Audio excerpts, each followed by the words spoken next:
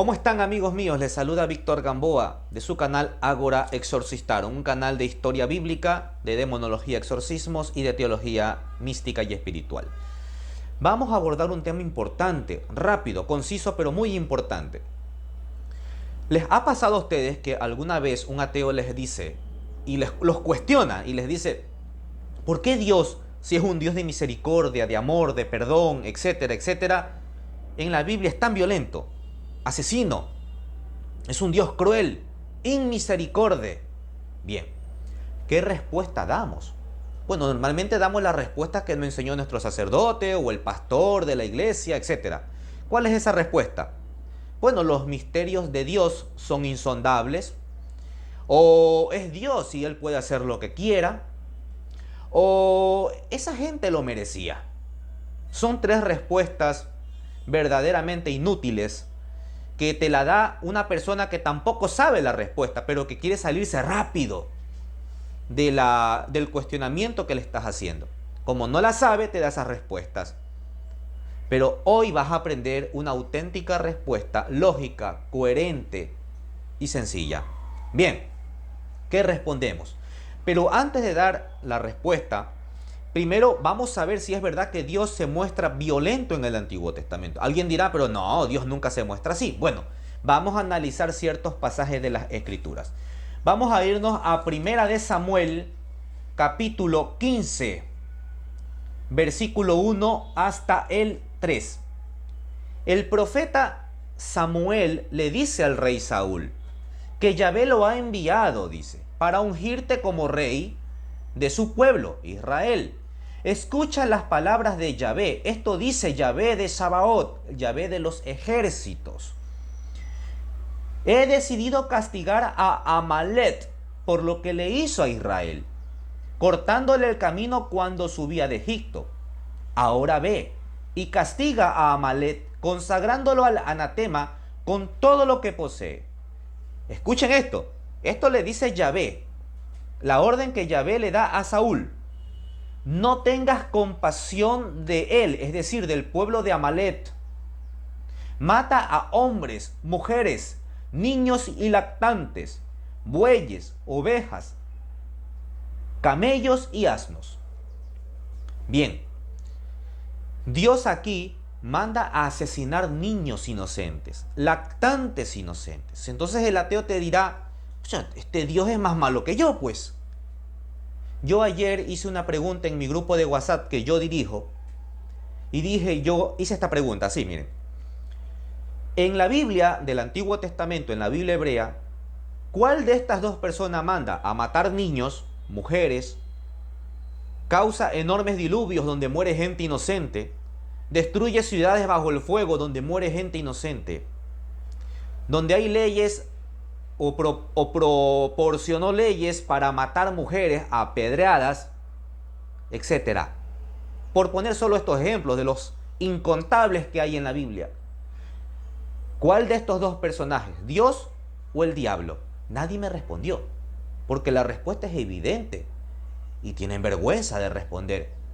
Tienen miedo de responder. La respuesta es Dios. No vemos un pasaje de la Biblia donde el diablo haga estas cosas. Eso no quiere decir que el diablo sea bueno. Por supuesto, el diablo es el agente emisor del mal, es el maligno, es el pervertido. Es el que tranquilamente ocasionaría todo este tipo de cosas. Y no Dios, porque Dios sí es amoroso, clemente, misericordioso, sabio, justo, etcétera, etcétera. Pero en el texto dice otra cosa. Alguien dirá, pero es que el pueblo lo merecía. No, señor. Nadie merece esto.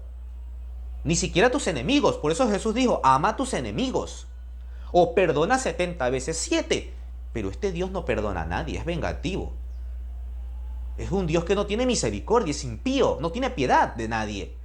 Peor aún de gente inocente. No está haciendo justicia. Está cometiendo injusticia. Está matando niños. Bien. Primer texto. Tranquilo, no se alboroten. Ya vamos a dar la respuesta. Y vamos a ver que Dios es lo que verdaderamente nosotros conocíamos y no los que nos han enseñado. Vamos a otro texto que me causa demasiada, a veces hasta repulsión, porque es incoherente creer que esto puede hacer Dios, pues. Solo necesitamos tener sentido crítico, Es que no conocemos a Dios. Por eso creemos que Dios verdaderamente manda hacer esto, porque no lo conocemos. Vamos a Deuteronomio, capítulo 22, versículo 23. Esta es la Biblia de Jerusalén, por si acaso, ¿sí? Alguien dirá, es que estás utilizando una Biblia protestante. No, señor, Biblia católica. Si una joven virgen está prometida a un hombre y otro hombre la encuentra en la ciudad y se acuesta con ella bajo la fuerza, es decir, la viola, la ultraja, lo sacaréis a los dos a la puerta de la ciudad y a los dos los apedrearéis hasta que mueran. A la joven por no haber pedido socorro en la ciudad y al hombre por haber violado a la mujer de su prójimo. Bueno, yo no creo que a ninguna mujer le encante ser ultrajada. Lógicamente va a pedir auxilio. Y si no lo hace es porque está siendo amenazada de muerte. Por sentido común. En consecuencia, es inválida esta respuesta. Es inválido este argumento, perdón. Así que la mujer no tiene por qué ser víctima de la muerte. Ella es víctima del violador. Sin embargo, aquí en el texto, ella también tiene que ser apedreada. Miren este otro más absurdo todavía. Supongamos que un hombre encuentra a una joven virgen, no prometida, es decir, soltera. La agarra, es decir, la ultraja, la viola, y se acuesta con ella.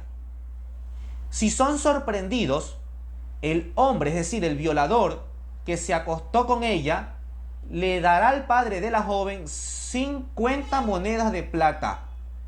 Y ella será su mujer porque la ha violado. No podrá repudiarla durante toda su vida. Imagínense ustedes. O sea, el violador no solamente ultraja a la chica, sino que además tiene el derecho de comprarla y llevársela a su casa y casarse con ella. Es algo absurdo. Es algo incoherente, irracional. Yo sé que me van a decir, pero profesor, juzguen en el tiempo en el que están viviendo, no juzguen en los tiempos de ahora. Hay derechos humanos, bla, bla, bla, bla. Sea como sea, es inadmisible que un Dios de misericordia, de amor, promueva esto. Esto no es justo en ninguna época del tiempo. Una mujer ultrajada es una mujer víctima, mire por donde se mire. Y peor aún, no tiene por qué irse a vivir con su violador, con el que la ultrajo.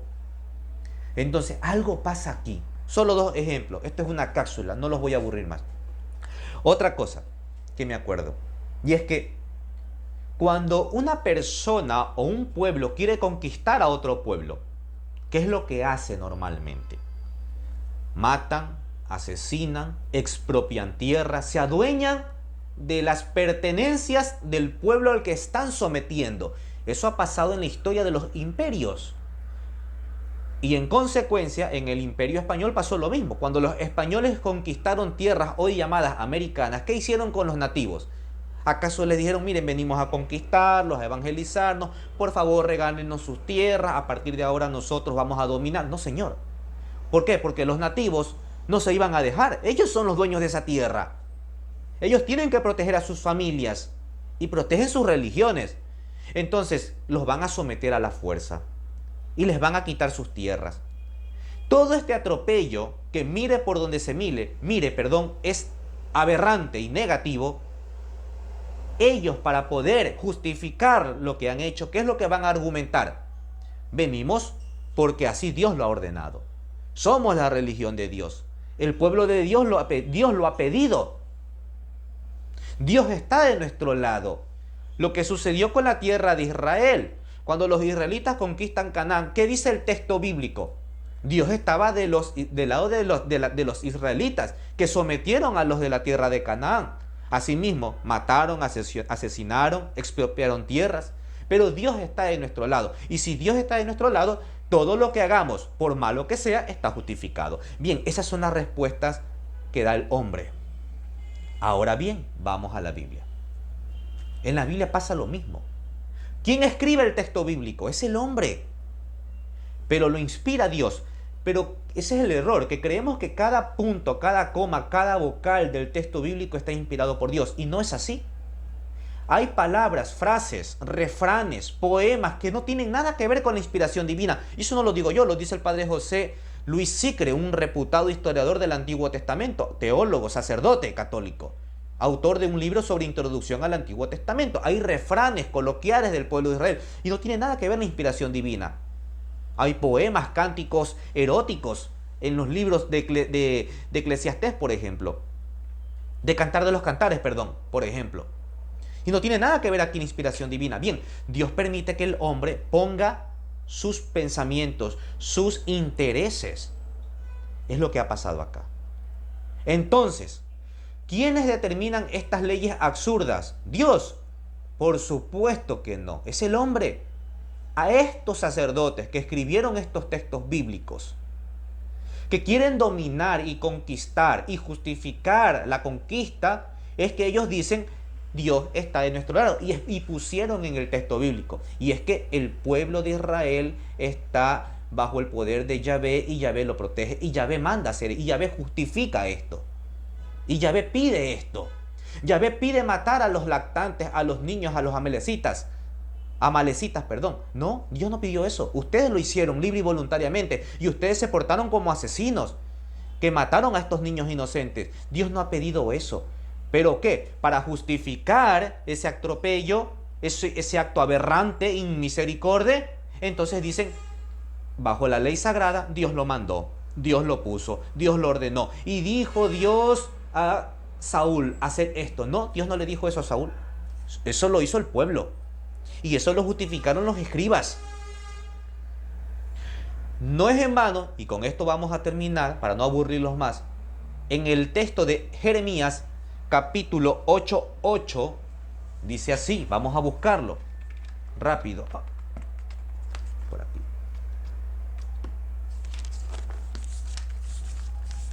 Jeremías capítulo 8:8. Aquí Dios rápidamente se libera, se sale de todo tipo de culpa de estas leyes aberrantes que hay en el Antiguo Testamento. ¿Cómo decís? Somos sabios, poseemos la ley de Yahvé. Esto dice Yahvé. Cuando es más cierto que la falsa, el cálamo mendaz de los escribas. Los sabios quedarán avergonzados, asustados, serán abatidos. Desechan la palabra de Yahvé. Pero ¿de qué les sirve su sabiduría? Les traduzco en palabras más sencillas. La pluma mentirosa del escriba, el que escribe el texto bíblico, es el que ha puesto esas leyes. Yo no he mandado a hacer esto. Por eso dice en Jeremías 8:8. Es cierto que la falsea el cálamo mandaz de los escribas.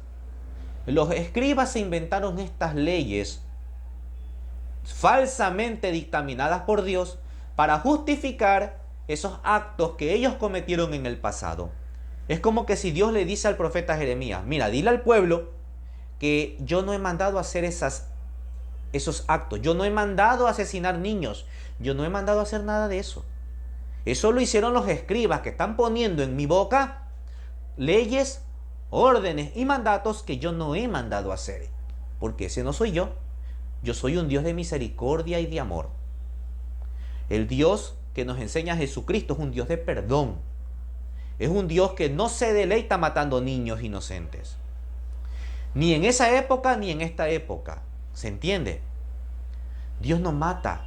Dios da vida. Es por eso que, por ejemplo, en el relato diluviano, que por cierto el diluvio existió ciertamente, el texto bíblico ya añade ciertas cosas. Bueno, no es el tema del diluvio el que les quiero hablar, pero lo que quiero que entiendan es que la gente tenía una visión diferente de Dios. Los grandes diluvios, que no eran otra cosa más que inundaciones como las podemos ver hoy en día, que arrasaban con la gente que vivía cerca de los ríos, del Tigris, el Éufrates, etc., y que eran arrasados y morían. La gente que no tenía conciencia de la parte de la científica, de la geología, de todos estos cataclismos de la naturaleza, pues obviamente le atribuían a Dios. Entonces, la causa primera obviamente son los vicios y pecados que cometemos. Entonces Dios mandó el diluvio y arrasó con toda la humanidad. No es así. Dios no mandó ningún diluvio. El diluvio o las grandes inundaciones tienen causas naturales. dentro del mundo sobrenatural de la naturaleza. Dios no mandó a matar a nadie con el diluvio. Ciertamente el hombre causó y causará siempre mucho pecado, pero Dios no manda a matar gente inocente. ¿Se entiende lo que quiero decir? Bien, sé que van a quedar muchas cosas sueltas, pero no es una conferencia, no es una charla, no es una clase, es simplemente una cápsula. Me he extendido un poco más, ciertamente, espero no aburrirlos, pero lo que quiero que se entienda es que para analizar el texto tenemos que ser muy inteligentes. Y alguien dirá, pero bueno, ¿y cómo yo voy a saber cuál es la ley de Dios y cuál es la ley del hombre? Bueno, esas leyes que se rigen en el amor, en la misericordia, en el perdón, son leyes de Dios. Esas leyes que dicen ojo por ojo, diente por diente, cuando Jesús nos dice, habéis que se dijo eso, pero hoy yo os digo. Jesús no dijo, habéis que mi Padre dijo eso. Jesús no dijo, mi Padre dijo ojo por ojo, diente por diente. No, dijo, habéis que antiguamente se dijo, una ley que no la puso Dios. Pero yo os digo, al que te peguen una mejilla, tú dale la otra. ¿Se entiende? Así yo voy a analizar cuál ley es verdaderamente de Dios. ¿Sí? No una ley que me diga, si una mujer ha sido sorprendida en adulterio, mátala a pedradas. No, porque el Dios que me muestra Jesús es, si una mujer ha sido sorprendida en adulterio, invítala a la conversión, perdónale, pero por supuesto, invítala a la conversión. No vuelvas a pecar más. Ante todo, la misericordia y el perdón. ¿Se entiende? Entonces, cuando veamos estas leyes y un ateo nos quiera relucir, esas leyes son de Dios, Dios es malo. No, señor, Dios no es malo. Eso lo puso el hombre. Ah, entonces quiere decir que la Biblia no está inspirada por Dios. Sí está inspirada por Dios. Toda la Biblia es inspirada por Dios. Pero no cada vocal, cada texto, cada frase, cada acontecimiento es inspirado por Dios. Por eso hay géneros literarios. Hay géneros que son históricos y no tienen nada que ver la inspiración divina, por poner un ejemplo. Hay textos poéticos que unos tienen que ver con inspiración divina, otros no. Hay poemas, hay refranes populares. ¿Qué tiene que ver un refrán popular con la inspiración divina? Nada. Bien, entonces eso hay que enseñarle al ateo. Entonces ya vas a tener ahora sí una respuesta coherente, ya no te va a molestar más. Porque no le estás respondiendo de una forma fanática e ignorante, sino con conocimiento, con juicio crítico, en virtud de la historia y del texto bíblico. Bien, Dios me los bendiga, les envío un enorme abrazo, bendiciones en Cristo Jesús y que nuestra Madre Santísima siempre nos proteja y nos cuide. Y no olvidemos rezar siempre por la salud de nuestro Santo Papa, nuestro Santo Padre, el Papa Francisco. Chao, chao.